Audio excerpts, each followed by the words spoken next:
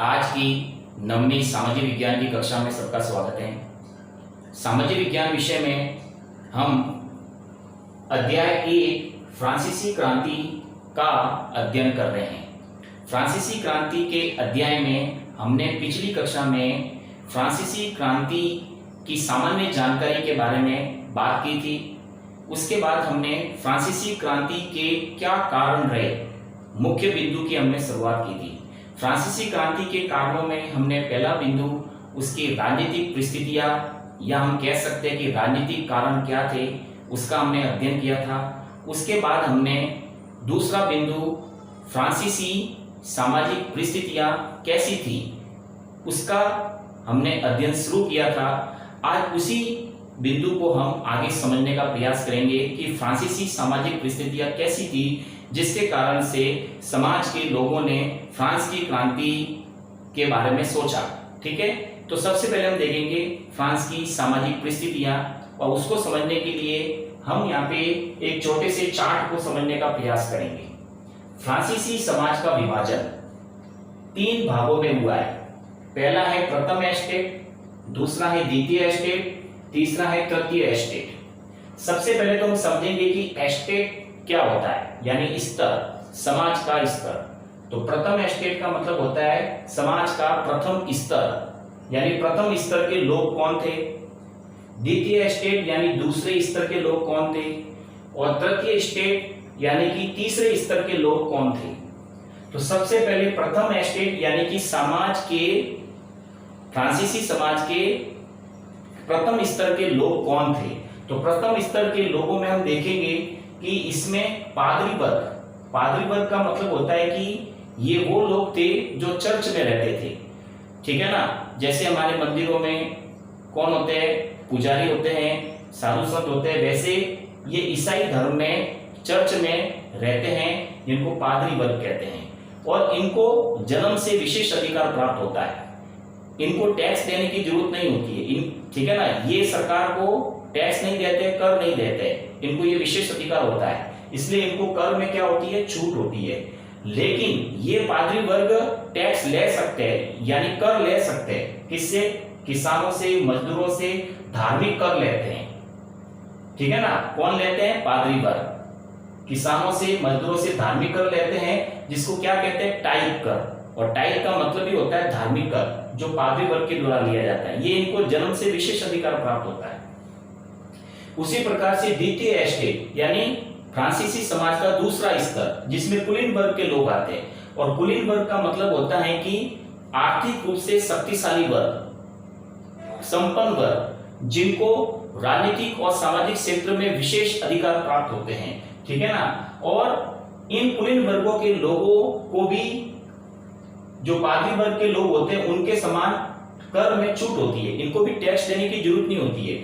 यानी पादरी वर्ग के समान यहाँ पे कुलीन वर्ग को भी जन्म से विशेष अधिकार होते हैं, इनको टैक्स देने की आवश्यकता नहीं है। और ये किसानों से सामंती कर वसूलते हैं, यानी सामंती प्रथा या सामंती परंपरा के अनुसार ये कर वसूल सकते हैं किसानों से, और किसानों को अपने यहाँ पे मजदूरी करवा सकते हैं, सेवा करवा सकते हैं। ठीक है ना, तो ये कुलीन वर्ग को जन्म से विशेष अधिकार प्राप्त होता है। तो पादरी वर्ग और कुलीन वर्ग दोनों को जन्म से विशेष अधिकार होता है। अब हम बात करते हैं तीसरे वर्ग की, यानी तृतीय एस्टेट। और तृतीय एस्टेट यानी फ्रांसीसी समाज का तीसरा वर्ग। इसमें सबसे पहले आते हैं बड़े व्यवसायी, व्यापारी, वकील।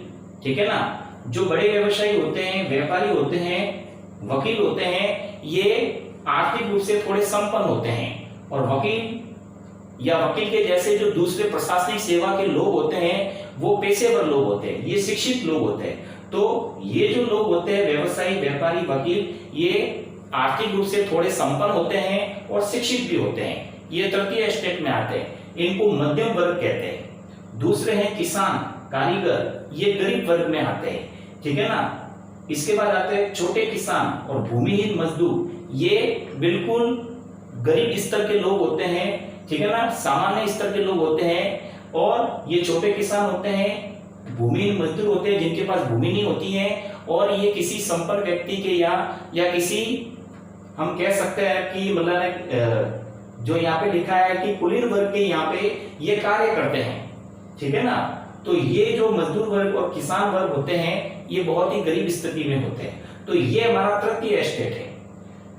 इस प्रकार हम यहाँ पे ये समझते हैं कि जो तृतीय स्टेट में जो किसान होते हैं, जो मजदूर होते हैं, ये कर देते हैं टाइल और टाइल, यानी एक तो कर देते हैं टाइल कर जिसको कहते हैं धार्मिक कर, यहाँ पे हमने समझा था। दूसरा है टाइल कर, ये होता है कि हम यहाँ पे कह सकते हैं ना, ये टाइल कर प्रत्यक्ष भी होता है और अप्रत्यक्ष भी होता है। तो टाइल को प्रत्यक्ष कर भी कहते हैं और अप्रत्यक्ष भी कहते हैं, यानी ये जो किसान होते हैं ये सरकार को प्रत्यक्ष रूप में कर देते हैं और अप्रत्यक्ष रूप में नमक के ऊपर या तंबाकू के ऊपर भी ये कर चुकाते हैं। इसलिए एक प्रकार से जो किसान होते हैं, मजदूर होते हैं, ठीक है ना, इनको सरकार को भी कर देना पड़ता है, कुलीन वर्ग को भी देना पड़ता है और पादरी वर्ग को भी देना पड़ता है, जिसके कारण से फ्रांसीसी समाज में जो किसान थे, जो मजदूर थे, इनके अंदर काफी नाराजगी थी और जो व्यवसायी थे, व्यापारी थे, वकील थे, ये भी नाराज थे और ये भी चाहते थे कि फ्रांसीसी समाज के अंदर योग्यता के आधार पर स्तर होना चाहिए, न कि जन्म के आधार पर होना चाहिए, ठीक है ना। तो इस प्रकार हमारा फ्रांसीसी समाज था जिसको 3 भागों में यहाँ पे बांटा गया है। आगे हम समझने का प्रयास करेंगे पाव रोटी। पाव रोटी क्या है? पाव रोटी के बारे में समझने के लिए पहला बिंदु देखेंगे कि मैदे व आटे का मुख्य खाद्य पदार्थ। मैदे व आटे से बनी हुई रोटी जो गरीबों का भोजन है, यानी गरीबों की रोटी है। दूसरा है कि पाव रोटी की कीमत में वृद्धि, यानी जब फ्रांसीसी क्रांति होनी थी उससे पहले जो पाव रोटी थी उसकी कीमत में वृद्धि हो गई थी, जिससे गरीबों में नाराजगी थी और महंगाई में भी वृद्धि के कारण गरीबों में रोजी रोटी का संकट पैदा हो गया। यानी जो गरीब लोग थे उनके लिए जो पाव रोटी थी उसकी कीमत में वृद्धि हो गई, जिसका गरीबों ने विरोध किया, लेकिन उसकी कीमत में कोई कमी नहीं हुई और हर वस्तु की महंगाई बढ़ने लगी और गरीबों के लिए रोजी रोटी का संकट पैदा हो गया। उनके पास में रोजगार भी नहीं था, इसलिए जो गरीब वर्ग के लोग थे, किसान थे, मजदूर थे, वो एक प्रकार से फ्रांसीसी सरकार का विरोध करने लगे। उनके मन में नाराजगी धीरे धीरे बहुत ज्यादा बढ़ने लगी। इसके बाद आता है मध्यम वर्ग। जैसा कि हमने यहाँ देखा था कि मध्यम वर्ग में व्यवसायी, व्यापारी, वकील, ये सारे लोग आते हैं। तो मध्यम वर्ग जो है ये तृतीय स्टेट में जिम्मेदार, संपन्न व शिक्षित लोग हैं, ठीक है ना। व्यवसायी, व्यापारी ये संपन्न में आते हैं और वकील जो है वकील है, ये इनके जैसे जो दूसरे प्रशासनिक सेवा में जो लोग होते हैं वो शिक्षित वर्ग में आते हैं। तो संपन्न व शिक्षित वर्ग के जो लोग थे तृतीय स्टेट में, ठीक है ना, ये लोग विशेषाधिकारों का अंत करना चाहते थे। समाज में जिन लोगों को विशेष अधिकार थे, कुलीन वर्ग के लोगों को, पादरी वर्ग के लोगों को, इनको विशेष अधिकार प्राप्त थे, ये समाज में इसका अंत करना चाहते थे।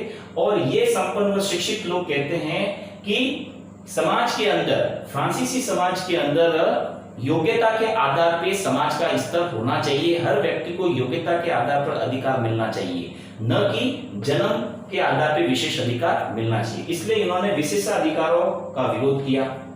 इसके बाद आता है जॉन लॉक। जॉन लॉक ये यूरोप के दार्शनिक थे। जॉन लॉक है, मॉन्टेस्क्यू है, जॉन जॉक रूसो है।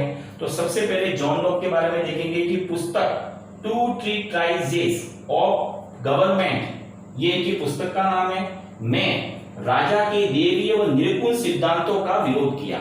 यानी ये अपने पुस्तक में कहते हैं कि राजा को देवीय रूप माना जाता है, यानी राजा के द्वारा जो निर्णय लिया जाता है वो एक प्रकार से ईश्वर का निर्णय माना जाता है। तो ये इस राजा के देवीय सिद्धांत का क्या करते हैं, इस पुस्तक के माध्यम से विरोध करते हैं। साथ में ये निर्गुण सत्ता का भी विरोध करते हैं। राजा निर्गुण होता था, उसके ऊपर किसी का निर्णय नहीं होता था, इसलिए ये निर्गुण सत्ता का भी विरोध करते हैं। जॉन लॉक, इन्होंने अपनी पुस्तक के माध्यम से लोगों में जागरूकता पैदा की और लोग काफी जागरूक हुए। जॉन जॉक रूसो ने भी इन्हीं विचारों को बढ़ाया। जॉन जॉक रूसो है, इन्होंने भी जॉन लॉक के विचारों का समर्थन किया और एक प्रकार से अपने विचारों के माध्यम से लोगों में जागरूकता पैदा की। इसके बाद आते हैं हमारे चौथे मॉन्टेस्क्यू। मॉन्टेस्क्यू की पुस्तक का नाम है the spirit of the loss. इस पुस्तक में इन्होंने सरकार में विधायिका, कार्यपालिका और न्यायपालिका के बीच सत्ता विभाजन की बात कही है। यानी ये कहते हैं, मॉन्टेस्क्यू कहते हैं कि जो फ्रांसीसी सरकार है उसकी जो शक्तियां हैं उन शक्तियों का विभाजन विधायिका, जिसको हम संसद कहते हैं, विधायिका, कार्यपालिका और न्यायपालिका में उस शक्तियों का विभाजन हो जाना चाहिए, ठीक है ना, ताकि ये तीनों अपनी अपनी शक्ति का जो है प्रयोग करके शासन को चला सके। किसी एक व्यक्ति के हाथ में सारी शक्ति नहीं होनी चाहिए। इसलिए यहाँ पे मॉन्टेस्क्यू जो है शक्ति के विभाजन की बात करते हैं। इसी सिद्धांत को अमेरिका ने अपने 13 उपनिवेशों को ब्रिटेन से स्वतंत्र कराने के लिए इस सिद्धांत को अपनाया था, मॉन्टेस्क्यू के शक्ति विभाजन के सिद्धांत को। और अमेरिका ने ब्रिटेन से अपने 13 उपनिवेशों को स्वतंत्र करवाया और वहां पर भी इन्होंने विधायिका, कार्यपालिका और न्यायपालिका के बीच में शक्ति विभाजन के सिद्धांत को अपनाया। इसी प्रकार हम देखते हैं कि जो जॉन लॉक है, मॉन्टेस्क्यू है, जॉन जॉक रूसो हैं और इसके अलावा जो दूसरे यूरोपीय दार्शनिक हैं, उन दार्शनिकों के जो विचार हैं, चाहे वो पुस्तकों के माध्यम से हो या फिर मतलब जो लेखक है चाहे अखबारों के माध्यम से हो, ठीक है ना, तो इनका गरीबों के ऊपर बहुत ज्यादा प्रभाव पड़ा। जब गरीब लोग किसी कॉफी हाउस में या किसी सार्वजनिक क्षेत्र पर बैठते थे तो जोर जोर से अखबार पढ़ते थे, पुस्तक पढ़ते थे और लोगों में जोश पैदा होता था और निरंकुश सत्ता के प्रति नाराजगी पैदा होती थी और इस प्रकार वो एक दूसरे को जागरूक करते थे, जिसके कारण से लोगों में लोकतांत्रिक शासन की स्थापना करने का भाव लोगों में धीरे धीरे बढ़ता गया और एक प्रकार से निरंकुश सत्ता के प्रति नाराजगी बढ़ती गई। ये थी हमारी आज की कक्षा। इसके आगे के फ्रांसीसी समाज के बारे में हम अगली कक्षा में देखेंगे।